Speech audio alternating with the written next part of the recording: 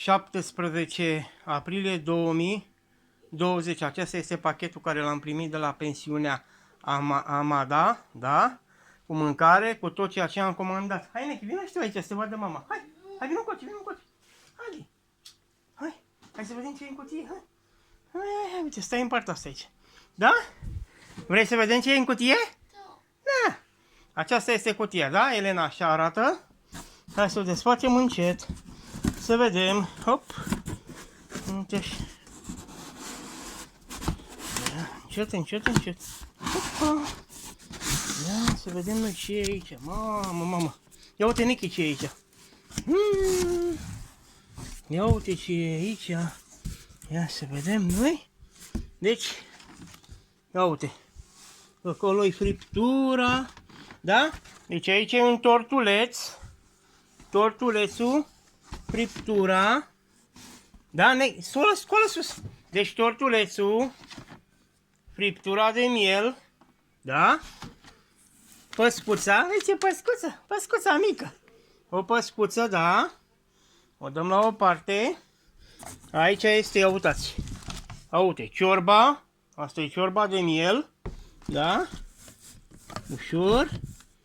O bucată de drob. Ia uite ce drob frumos. Așa, o punem și pe asta aici, drobul. Aici avem salată de bef. Da? De desubt sarmalele, sărmăluțele, da? Ia uitați aici. Aici avem un cozonac. O roșii. Uitați ce frumoase sunt. Sarmale. Cozonac. Da? Un cozonac, doi cozonaci, ouăle roșii. Ia uite, Nechi, ce ouă frumoasă, vezi? O roșii. Zi, o. Zi, roșu. Uite-te. Zi, roșu. Roșu. O. Ai văzut?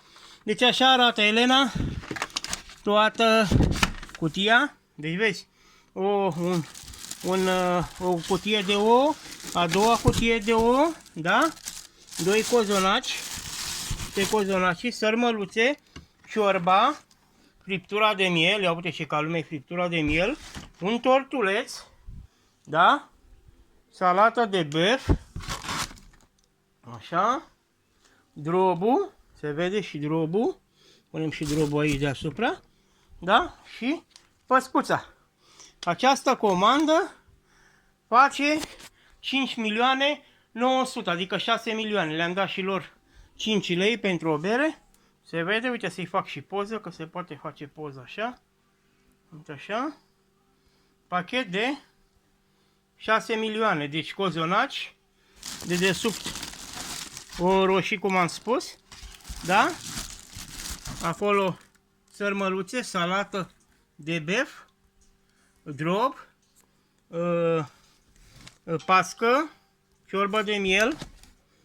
Tortuleț, aici avem tortuleț, Nechi, tortuleț, da? Și friptură de miel. Aceasta este toată cutia cu comanda care ne-a sosit de la acea pensiune. Deci a sosit comanda, îți transmit videoclipul și vorbim la telefon. Zi, Nechi, și tu lui mama ceva. Zi, bună mama, uite-te acolo. Zi, bună. Dar uite-te acolo, la lumină, Nechi. Uite, acolo. Uite-te, mai Nectaria, capul sus. Uite-te sus. Hai că ți-ai făcut buzele, uite-te. Zi, bună. Uite, acolo, în telefon. Bună. Bună, sunt Nechi. Da, bravo. Așa, gata, poți să pleci. Da? Deci, așa arată cutia. Uite, eu la bucătărie aici fac mâncare. Uite aici, am țelina, am legumele.